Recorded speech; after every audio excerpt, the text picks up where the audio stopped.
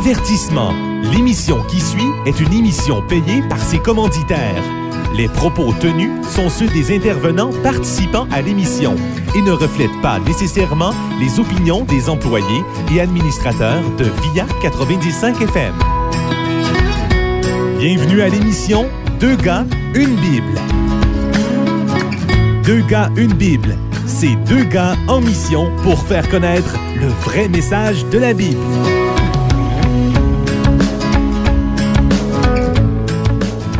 Bonjour et bienvenue à une nouvelle émission de Deux gars, une Bible avec Joël Lapierre et Frédéric Colella, tous deux pasteurs dans la région de Trois-Rivières. Alors aujourd'hui, on veut parler d'argent. Et la question de départ, c'est est-ce que l'argent, c'est mal? Beaucoup de gens vont avoir cette approche négative envers l'argent, comme si l'argent en soi était un problème. C'est sûr que l'argent, c'est omniprésent. L'argent, c'est essentiel. L'argent, c'est un outil pour vivre, pour obtenir ce qu'on veut. Il y en a même qui m'ont dit, l'argent, c'est la liberté. Oui, liberté 55. Oui, c'est ça. Avoir une bonne retraite, là, c'est la liberté de bonheur. C'est de bien planifier tes sous. C'est ça. L'argent aussi, c'est le pouvoir. Les Anglais vont dire King Dollar, donc le dollar roi. Quelqu'un d'autre va dire time is money. Les Anglais disent ça. Le temps, c'est de l'argent. Le temps, c'est de l'argent. Si tu as de l'argent, tu peux payer les choses. Si tu n'as pas d'argent, tu peux faire les choses. D'autres personnes vont dire l'argent ne fait pas le bonheur, 3 petits points, mais ça aide. Ou encore les respectable, l'argent fait le bonheur, que certains ont déjà entendu souvent. Alors, tu vas te chanter, Joël? Non, je vais me retenir, juste pour être sûr qu'on garde nos auditeurs. Là. Mais en réalité, on s'entend pour dire que l'argent ne fait pas le bonheur. Tu peux avoir une magnifique maison, mais ce qui se passe en arrière des portes, des fois, c'est pas très agréable. Et c'est sûr que, dans un certain sens, l'argent ne fait pas le bonheur, mais jusqu'à un certain point. Il y a un équilibre à prendre là-dedans aussi. Dans une édition du magazine Chatelaine de 2017, il y avait un article qui disait ceci. Par ailleurs, selon les chiffres affichés sur le site de l'IRB, c'est-à-dire de l'indice relatif du bonheur, donc en quelque part, il y a quelqu'un qui a créé un indice de bonheur, les personnes qui ont une bonne situation financière afficheraient un indice relatif de bonheur de 80,30 contre 62,30 pour ceux qui n'ont pas une bonne situation. Bref, l'argent ne fait pas le bonheur à condition d'en avoir suffisamment. Puis si t'as pas d'argent, c'est pas drôle. Là. Non, c'est sûr, c'est sûr. Ça me fait penser à un écrivain biblique dans le psaume 30 qui fait une prière en rapport de cet équilibre-là qu'il recherche. Puis il dit ceci, c'est le Proverbe chapitre 30, versets 7 à 9. Il dit « Je te demande deux choses. Ne me les refuse pas avant que je meure. » Un, c'est « Éloigne de moi la fausseté et le mensonge. » OK. Sa deuxième demande. « Et ne me donne ni pauvreté ni richesse, mais accorde-moi le pain qui m'est nécessaire. » Fait que moi, je veux pas les excès, je veux juste qu'est-ce que j'ai de besoin. Pourquoi? Sinon, je risquerais, une fois rassasié, de te renier et dire qui est l'Éternel. Fait que si j'en ai trop, puis que je suis satisfait de mon argent, qu'est-ce qu'elle me le donne, etc., j'oublie qui me l'a donné, Dieu, et que je le mette de côté. Ou de l'autre excès, après avoir tout perdu, de voler et de m'en prendre au nom de Dieu. Fait que donc, dans la pauvreté, commencer à voler et finalement maudire Dieu. Il dit, je veux éviter ces excès-là. Fait que sa prière, c'est d'avoir juste assez. Ça, c'est intéressant. Oui, puis l'apôtre Paul aussi parle du concept de contentement. Soyez dans le contentement avec ce que vous avez. Évidemment, on a besoin d'un minimum pour pouvoir vivre et fonctionner. Prendre soin de nos besoins de base. Oui, nos besoins de base. Et puis, dans les pays comme les nôtres, il y a un seuil de pauvreté. Donc, on considère qu'en bas d'un certain montant de revenus annuels, une personne ou une famille va être dans la pauvreté. Et là, ça ouvre d'autres difficultés et c'est pas bon non plus. Donc, on veut pas encourager ça. Et ici, le texte que tu as lu dans Proverbe, de ne pas donner la richesse parce que quand je vais être riche, là, je vais t'oublier. Parce que je vais plus ressentir mon besoin de Dieu et je vais penser que je suis correct maintenant. C'est un peu l'état de notre société, hein, Joël? On est effectivement en Amérique du Nord dans une société riche. Très riche.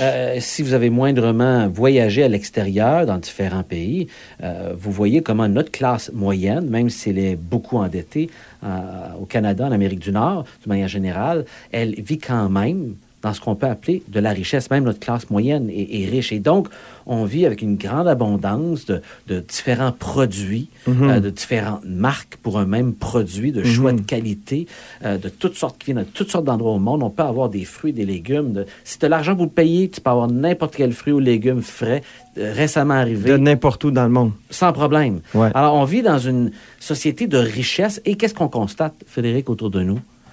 On est confortable.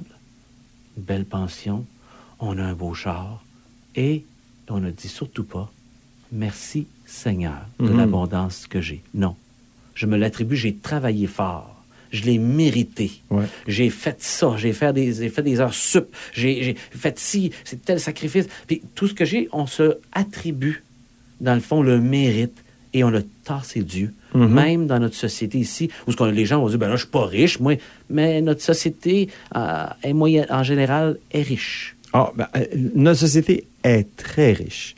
En Amérique du Nord, en Europe, l'Occident, si on veut, on vit vraiment très bien. Puis il y a des petits chiffres qu'on va partager tout à l'heure pour nous mettre un peu en perspective. Mais si on veut revenir vraiment à une définition de l'argent, c'est très abstrait comme notion. Si quelqu'un y réfléchit moindrement, ça devient très abstrait très vite. Mais si on veut juste une définition simple, c'est un moyen de change qui est accepté par une société pour payer des biens. Et on utilise une monnaie à laquelle on attribue une certaine capacité d'achat et on utilise ça pour faire nos échanges. Et la Bible, surprenamment, parle beaucoup d'argent. Ah oui. Et ne condamne pas d'emblée son utilisation ni son existence. Du tout, au contraire. Elle gère la réalité de l'interaction avec l'argent entre les humains. Oui. Et de le faire dans le respect. Et elle nous dit de ne pas voler. Donc, elle reconnaît le droit à la propriété. Elle parle souvent d'argent, de transactions financières. Même en Israël, dans la société là, qui était gérée par Dieu lui-même, dans la loi qu'il a donnée à Moïse, tu n'avais pas le droit de prêter de l'argent à intérêt. Et donc, il y avait des provisions pour, justement, aussi, on n'a pas le temps de rentrer là-dedans, mais pour freiner l'endettement excessif, ce qu'on n'a plus aujourd'hui. Et l'abus des plus riches envers les plus pauvres. Ah, c'est de les garder dans la pauvreté. Il y avait des lois pour équilibrer tout ça, justement. Ah oui, puis il y avait des cycles aussi de 50 ans où toutes les propriétés revenaient aux familles originales. Donc, un nouveau départ aux 50 ans. Et aujourd'hui, on a enlevé tout. Il n'y a aucun mécanisme comme ça. Ah. Puis l'endettement, c'est juste progressif et continu. Puis il y a des faillites qui se font. Abusif, là. Et c'est abusif. Et c'est paradoxal parce que c'est l'endettement qui nous permet de vivre comme on vit. Tu sais, si tu peux t'acheter une maison, c'est parce que la banque a bien voulu te le prêter, la voiture aussi. Donc, tout ce qu'on voit autour de nous qui a l'air tellement beau. Et il y a toutes des hypothèques puis des prêts attachés à toutes ces choses-là. Tout à fait. Et c'est important dans tout ça, puis c'est ce qui nous manque, de reconnaître Dieu comme notre créateur, au-dessus de tout ce défi de la gestion de la richesse. Et la Bible est claire sur le fait qu'on est des locataires ici sur Terre, et que Dieu est notre créateur, et que même la création dans laquelle il nous a placés, il nous demande d'en prendre soin aussi. D'être des bons gestionnaires et pas juste de ne pas l'exploiter, mais d'en prendre soin. Oui. Et il dit d'ailleurs, Dieu lui-même dans Agé, chapitre 2, verset 8, « L'argent est à moi et l'or est à moi, dit l'Éternel des armées. » Donc, je ne peux pas dire « c'est à moi ». C'est toute une déclaration de propriété, là. Puis la richesse, dans le fond, qu'on voit, c'est ce que l'homme, en transformant les matières premières, réussit à créer et à bâtir un système économique qui est toutes les transactions qui se passent. Puis il y a une richesse qui se dégage de ça, qui devient l'argent, évidemment. Mais tout ça est à Dieu. C'est à cause de ce que lui a mis ici qu'on est capable de faire ça, puis les dons qu'il nous a donnés aussi de créer ou de transformer des choses. Donc, tout est à lui. Et même dans 1 Corinthiens, chapitre 10, verset 26, il est écrit « Car la terre est au Seigneur et tout ce qu'elle renferme. » Et ce qu'on voulait souligner aussi, c'est qu'il y en a certainement assez pour tout le monde. Tu sais, on nous parle de surpopulation aujourd'hui, là. Honnêtement, Joël, je sais que c'est une surprise, on n'avait pas prévu d'en parler, mais pour moi, c'est un mythe, cette affaire-là. Parce que si tu prends un avion et tu survoles le Canada, le nombre de villes qu'il y a ici, là, c'est minuscule comparé à l'étendue des milles et des centaines de milles de terre qui n'est pas encore développée. Il y a de la place pour beaucoup de gens et il y a des ressources aussi incroyables. Mais on va parler de surpopulation par l'inquiétude de devoir partager les ressources qu'on veut garder pour soi. C'est Parce ça. que les statistiques que tu as sorties là, sont intéressantes. Là. 1% des gens les plus riches possèdent 40% de la richesse. Exactement. Hey, c'est démesuré, là. Et les chiffres continuent de mal en pire. Et dans un sens plus large, encore, si on sort des plus riches, mais 20% des gens possèdent 80% de la richesse de la planète. Fait qu'il y a un 80% qui se partagent un 20% des richesses de la Terre. Exactement. Là. Et c'est ces gens-là qui se trouvent dans une pauvreté injuste face au fait que les plus riches ne partagent pas, finalement, et ils ne sont pas généreux de leur argent. Tout le système est fait pour bénéficier ceux qui sont capables de ramasser là, la richesse du monde. Là. Et quand on parle que la moitié de la population vit sur moins de 2 $ par jour, la moitié, là, c'est des milliards de personnes là, qui sont extrêmement pauvres, des conditions déplorables. Puis on voit ce que ça crée aussi avec tout la crise des migrants, par exemple, là, en Europe, là, et même ici avec l'Amérique du Sud et tout ça. Là. C'est tout relié, ça, à l'argent, mais pas à l'argent en tant que tel. Parce que la Bible ne nous dit pas que l'argent, c'est un problème. Mais le problème, là, c'est l'amour de l'argent. Et voilà. Puis c'est viscéral, c'est à l'intérieur, ça touche à nos désirs. Oui. C'est notre relation avec l'argent qui est le problème. Exact. C'est pas l'argent elle-même. C'est comment on relationne avec elle et comment on est dépendant et contrôlé par celle-ci pour assouvir nos désirs. Et c'est tellement fort que là, à ce moment-là, tout à coup, l'argent est juste pour moi.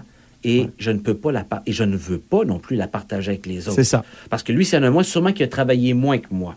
Moi, j'ai vraiment travaillé fort pour ce que j'ai, moi, là. Fait que je ne vais pas le partager avec tout le monde, là. Oui. Et Paul est très clair là, dans son langage, car l'amour de l'argent est une racine de tous les maux. Alors, toutes les mauvaises choses qui se passent sur la terre, puis ça, toute la corruption aussi dans des dizaines de pays, je devrais quasiment dire dans tous les pays, est une racine de tous les maux. Et regarde ça, ce que ça dit ici. Quelques-uns, en étant possédés. Possédés de quoi? De l'amour de l'argent, se sont égarés loin de la foi. Tu ne peux pas aimer l'argent et aimer Dieu en même temps. Et Jésus lui-même va dire, « Nul ne peut servir 2 maîtres, car ou il haïra l'un et aimera l'autre, ou il s'attachera à un et méprisera l'autre. Vous ne pouvez servir Dieu et la richesse. » C'est intéressant. Vous savez, la Bible parle d'argent. C'est ce qu'on est en train de vous dire aujourd'hui. La Bible nous donne des réflexions, des avertissements, des conseils, est un guide pour bien utiliser notre argent comme être humain sur Terre. Mm-hmm. Et c'est vraiment important parce que notre relation avec l'argent va affecter les relations avec les gens, nos priorités dans la vie, nos pensées. Et la Bible nous donne tout ce qu'on a de besoin pour avoir des paramètres de réflexion sur ce sujet. Et la réalité, c'est que les richesses nous désensibilisent à notre besoin. On ne ressent pas notre besoin. Et il y a une histoire dans la Bible d'un jeune homme qui est venu à Jésus et qui a dit « J'aimerais ça te suivre ». Et on voit que Jésus, c'est dans Marc au chapitre 10, l'ayant regardé, l'aima et lui dit « Il te manque une chose ». Parce que c'était un jeune homme là, qui voulait servir Dieu, puis il exprimait quand même une bonne confession, si tu veux, de foi. Mais là, Jésus lui dit, il te manque une chose. Va, vends tout ce que tu as. Aïe, aïe. Et donne-le aux pauvres. En d'autres mots, donne-le, puis tu ne le reverras plus. Et tu auras un trésor dans le ciel. Donc, ce qui est donné généreusement, c'est inscrit dans le royaume de Dieu. Puis viens et suis-moi. Donc, Jésus lui donne l'opportunité de devenir son disciple, mais affligé de cette parole, cet homme s'en alla tout triste, car il avait de grands biens.